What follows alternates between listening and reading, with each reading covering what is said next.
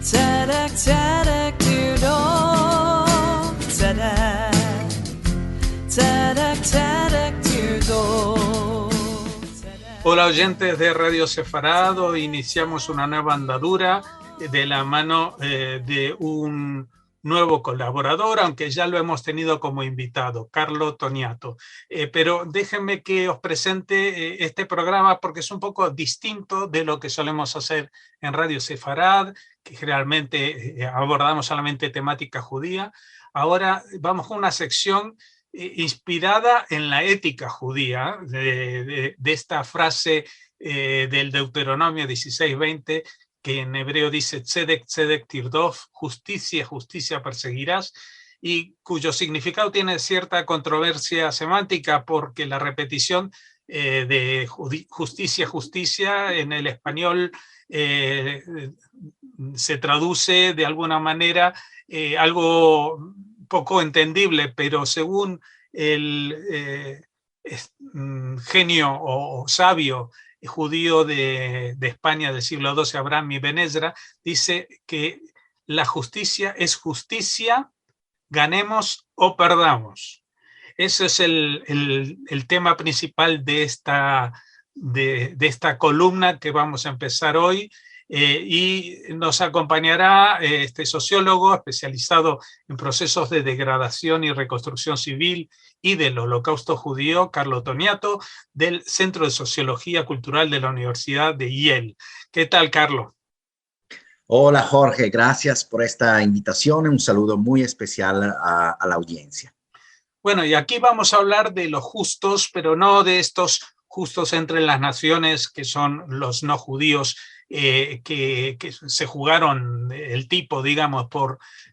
solidaridad con los judíos, sino no relacionados con el mundo judío precisamente. Y hoy vamos a hablar de un fenómeno que se dio en México, ¿no? Explícanos, Carlos.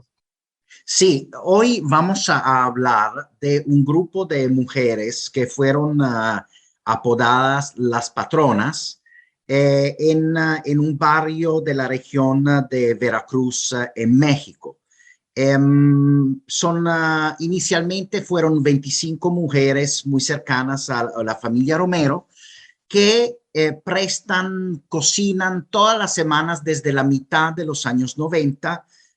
varios almuerzos para los migrantes centroamericanos que encima a los vagones de un tren que atraviesa todo México desde el confín sur al confín norte con Estados Unidos, pasa por el estado de Veracruz y las mujeres esperan el tren al borde del ferrocarril y le lanzan estos almuerzos a esos migrantes hambrientos y sedientes que pasan por su región. Y lo que es interesante de ese caso es que surgió como un acto muy espontáneo de solidaridad hacia ese otro, frente al cual no necesariamente esas mujeres hubieran tenido que solidarizar. Estaban unas veces regresando de sus compras de comida, caminando al borde del ferrocarril. Pasa ese tren que en México ha sido apodado La Bestia, y esos migrantes les gritan a unas de las mujeres: madres, dame algo de pan. Y entonces las mujeres que tenían sus bolsas llenas de comida de regreso de su compra, las vacían y empiezan a lanzar la comida a esos migrantes que estaban pasando. Y después de regreso a la casa, se pusieron a hablar entre ellas y dijeron: esto no puede quedarse así, podemos continuar a hacerlo. Y pues desde la mitad de los años 90, toda la semana, se han reunido una red de donantes que ofrecen ingredientes, y ellas se reúnen en la cocina de la familia Romero y empiezan a cocinar estos almuerzos para los migrantes. Y pues ha sido una experiencia muy interesante porque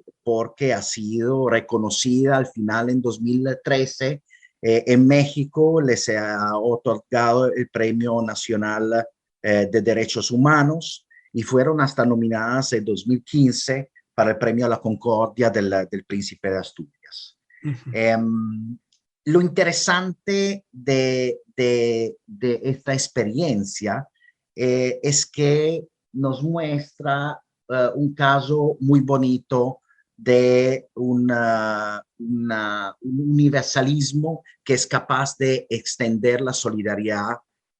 hacia personas que no pertenecen al grupo social, político, racial de uno, y son capaces de extenderlo a un otro, cualquier sea este otro. Y pues estas mujeres a lo largo de los años obviamente han tenido ciertas satisfacciones porque han podido cumplir con sus ideales de amor hacia el prójimo. Pensamos que pues toca resaltar que son mujeres de una población muy pobre, de origen indígena y fuertemente católica, y ellas cuentan que cuando vieron esos migrantes subidos sobre los techos de estos vagones del tren de la bestia y vieron sus caras, se le apareció casi, pensaron de tener enfrente al Cristo Negro de Honduras y pensaron a la Virgen de Guadalupe. Entonces, digamos, se movilizaron para responder al llamado, ellas dicen, de la Virgen de Guadalupe, que es patrona, madre, mujer y migrante. Y pues el apodo patronas llega exactamente, se le fue otorgado por otros miembros de su comunidad, inspirado a la Virgen de Guadalupe. Y ahora bien, así como ocurrió con los justos entre las naciones en el contexto del Holocausto, emprender estos actos de solidaridad a veces enfrenta a las personas a unos costos, a unos riesgos personales. Y en el caso de ellas, pues tuvieron que enfrentarse con varias críticas por parte de las familias. Algunas hasta las familias se separaron porque las familias les reprocharon por qué ustedes están gastando tiempo y recursos para esos migrantes, esas personas, esos forasteros, y no nos dan atención a nosotros. Y desde sus mismas comunidades empezaron las críticas hasta el punto que las patronas terminaron siendo como una isla en su comunidad. Y a lo largo de los años tuvieron varias organizaciones no gubernamentales, hasta Amnesty International, universidades, la Universidad de los Jesuitas, la Iberoamericana en Ciudad de México, que estuvo trabajando y ayudándolas. Y ellas organizan un carnaval, un anual, se llama Fandango Fronterizo, pero esa en solidaridad con los migrantes que pasan sobre la bestia, pero todas estas iniciativas de alguna forma resaltan aún más que las mujeres son como una isla en su comunidad, aún si toca decir que tienen toda una red de donantes que les prestan diferentes ingredientes para que ellas puedan continuar su obra de solidaridad. Y quizá el costo más grande para ellas, porque tenemos que resaltar que son mujeres católicas, es que fueron a lo largo del tiempo, digamos, distanciadas por su misma parroquia allá en su municipio, porque el párroco local quería intervenir más en el proceso de prestación de esos actos de solidaridad y ella quería manejarlos como algo propio y les pedía a ellas de ser más presentes en la vida de la parroquia y ellas les contestaban al párroco, pues nosotros, si uno verdaderamente ama a Dios, entonces tiene que salir y demostrarlo con las acciones. Y eso generó toda una serie de fricciones hasta el punto que las autoridades locales eclesiásticas pidieron de no darle la comunión a esas mujeres lo cual obviamente para unas personas que son muy católicas, eso ha representado un costo muy grande, eh, pero pues han sostenido esta actividad. Lo que es interesante quizá resaltar es que a lo largo de los años ha ido también cambiando de una cierta forma el discurso a través del cual ellas han leído su actividad de solidaridad o por lo menos la han comunicado a sus diferentes audiencias que actualmente no son solo nacionales o locales, sino también internacionales. Hay voluntarios que llegan de todas partes del mundo para ser testigos de lo que ellas hacen y también para participar en el proceso de preparación de la comida para los migrantes. Y pues a lo largo de los años, antes ellas tenían o articulaban unas motivaciones que eran casi fundamentalmente religiosas, pero al pasar del tiempo han adoptado un discurso más y más civil centrado en los derechos y en la defensa y protección de los derechos, lo cual les ha permitido llegar a audiencias aún más amplias, más allá de las audiencias que se identifican con sus creencias religiosas. Y pues el caso de las patronas ha sido representado en una serie de documentales. El primero fue en 2006, en un documental titulado De Nadie, hecho por el director Tim Diernamal, y esa película que habla de la bestia, de este tren que atraviesa México con esa carga muy grande de dolor y sacrificio por parte de los migrantes que dejan sus tierras en Centroamérica en búsqueda de una vida mejor. Pues en esta película que ganó un premio del Festival de Sundance, se representa en unas pequeñas partes la historia de esas mujeres de Veracruz, y desde ahí empezaron a producirse varias obras, hasta en 2013 HBO produjo un documental sobre ellas titulado Las Patronas. Y pues lo interesante de historias como estas es que nos interpelan de una manera muy poderosa sobre qué significa o qué se requiere para emprender unos actos de solidaridad hacia otros cuando uno potencialmente enfrenta unos costos o sabe que terminará pagando un precio por llevar a cabo esos actos de solidaridad. Lo que sabemos en el contexto del Holocausto es que ninguna variable en particular, sea esa social, género, creencia religiosa, estrato socioeconómico, clase social, explica cómo los justos entre las naciones llegaron a decidir de emprender esos actos de solidaridad hacia unos judíos y a intentar salvar sus vidas, y a veces fueron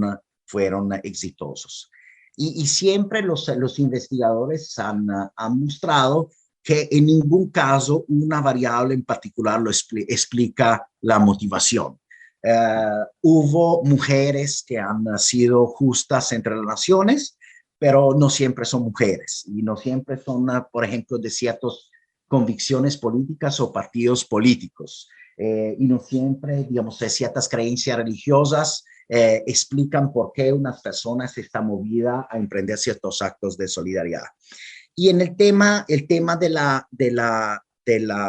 las patronas, este caso interesante nos muestra que sí hay unas creencias religiosas que las movieron a emprender esos actos de solidaridad, pero también en el marco de la religión, ellas se enfrentaron a unos obstáculos muy grandes, y eso nos muestra quizás bastante claramente que finalmente el acto de coraje moral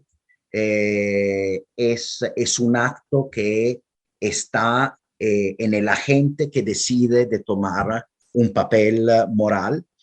y por ende, digamos, la idea de contar esas historias es tan importante porque cada uno de nosotros en nuestras vidas se enfrentará quizás en algún momento a situaciones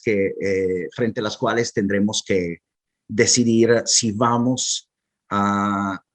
emprender ciertos actos de solidaridad, aun si esos sean potencialmente costosos para nosotros. Y el hecho de tener, y por ende, esencialmente nos tocará, como dice Michael Ignatieff,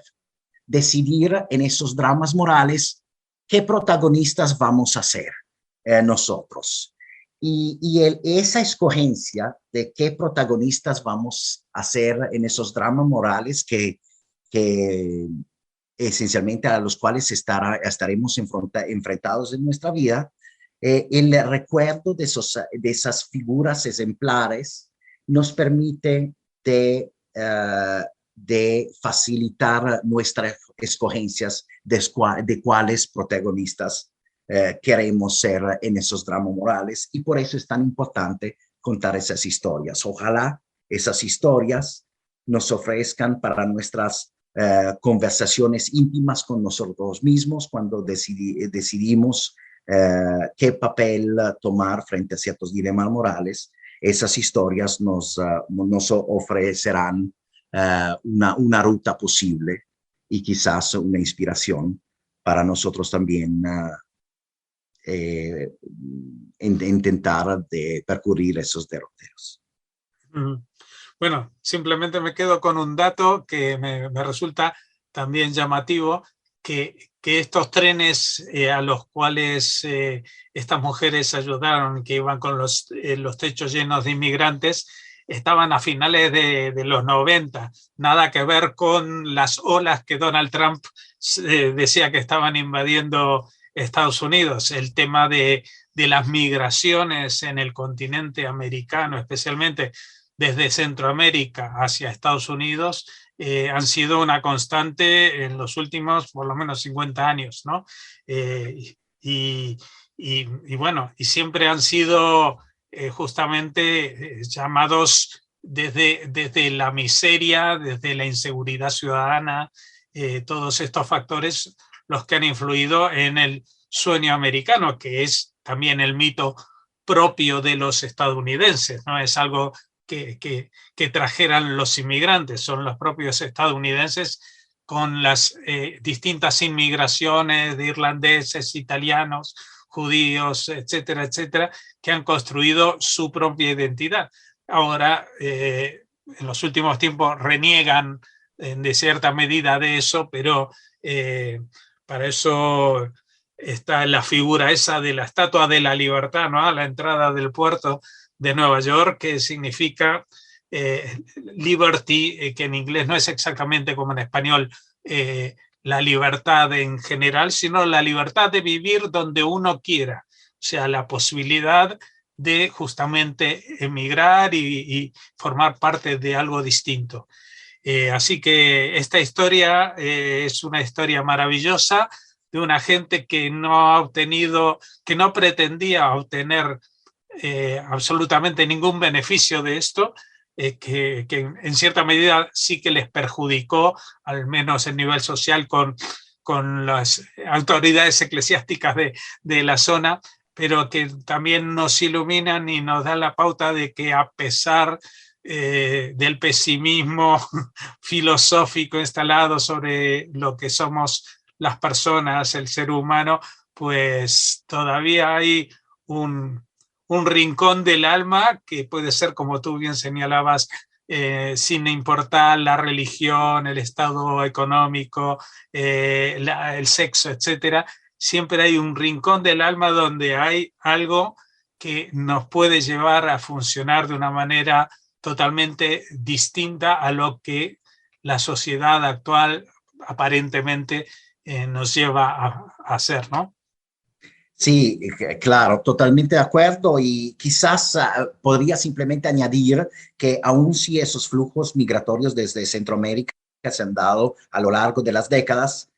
Actualmente la carga de sufrimiento es aún más grande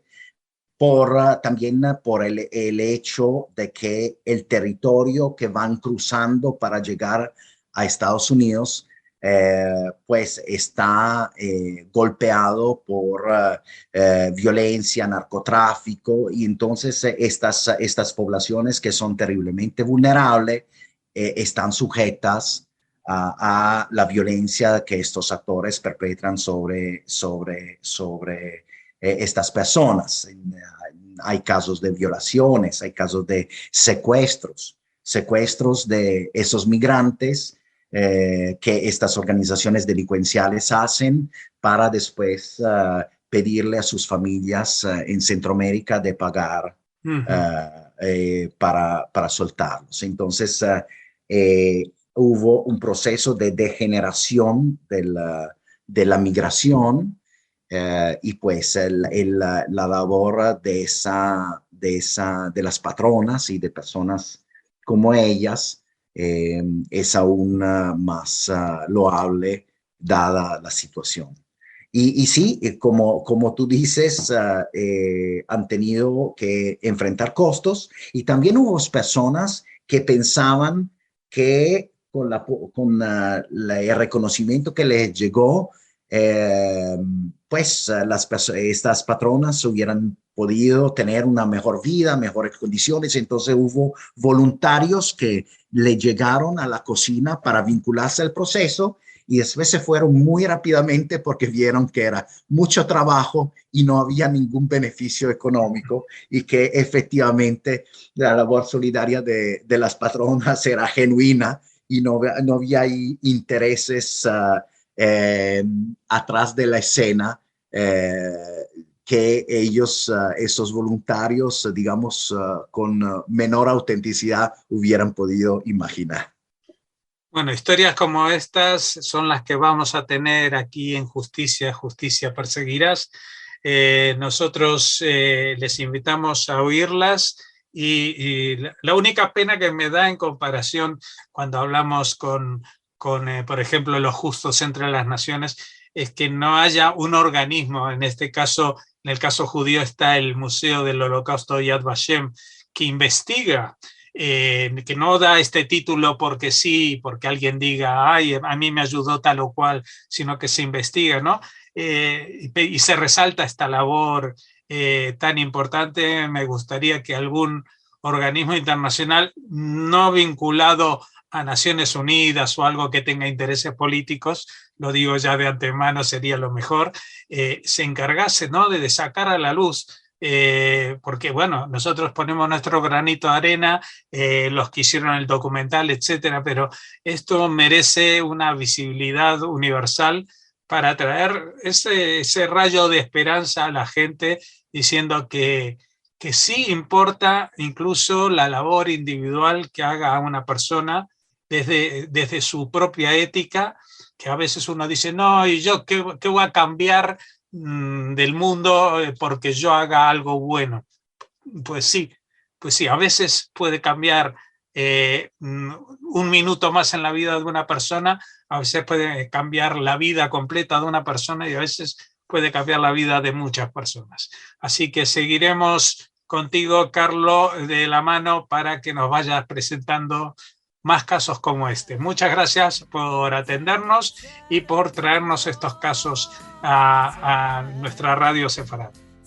Gracias, Jorge, y gracias a la audiencia.